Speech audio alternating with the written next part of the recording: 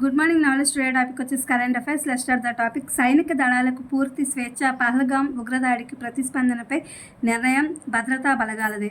అత్యున్నత స్థాయి సమావేశంలో పీఎం మోదీ గారు వెల్లడి.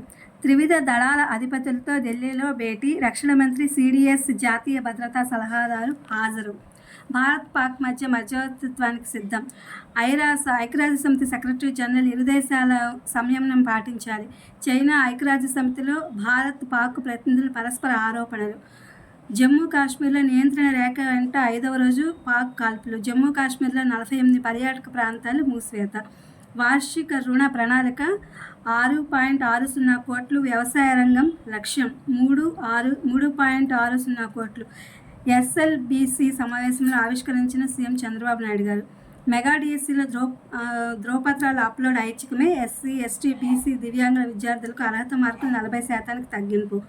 కొప్పర్తి, ఓర్వకల్లు పారిశ్రామిక నోడ్లకు పచ్చ జెండా. అభివృద్ధికి కేంద్రం అంగీకారం. 3,000 కోట్లతో మౌలిక సదుపాయాల కల్పన. కేంద్ర సంస్థ నిక్డిక్తో రాష్ట్ర ప్రభుత్వం ఒప్పందం. అంగన్వాడీ కేంద్రాల్లో ఇకపై పాలపొడి తొలుత గిరిశిఖర గ్రామాల్లో అమలు. అష్టదిగ్బంధంలో పాకిస్తాన్. ఔషధ, ఎలక్ట్రానిక్స్ ఎగుమతులు నిలిపివేసే యత్నాల్లో భారత్. ఇతర దేశాల మీదుగా కొనసాగుతున్న ఈ వాణిజ్యాన్ని అడ్డుకునే యోచన. పాకిస్తాన్పై ప్రేమ ఎక్కువైతే అక్కడికే వెళ్ళిపోండి. సూడో సెక్యులరిస్టులు ఏదో మాట్లాడుతున్నారు, కాల్చుకుంటూ పోతే చూస్తూ ఊరుకోము. ఉగ్రవాదానికి వ్యతిరేకంగా అంతా ఏకమవ్వాలి. ఉప ముఖ్యమంత్రి పవన్ కళ్యాణ్ గారు పిలుపు. కెనడాలో లిబరల్ పార్టీకి ఆధిక్యం. ప్రధానిగా కొనసాగనున్న కారణి. చిన్న పార్టీల చేయూత తప్పనిసరి. సొంత స్థానంలో ఓడిపోయిన ప్రతిపక్ష నేత పియారీ. ఖలిస్తానీ మద్దతుదారు జగ్మిత్ సింగ్ పరాభవం. ఆర్డీటీ సేవకు రెన్యువల్ గండం. ఎఫ్సీఆర్ఏ నవీకరణ నిలిపివేతలో ఇబ్బందులు. రాయలసీమ, తెలంగాణలో ఆగిపోనున్న కార్యక్రమాలు.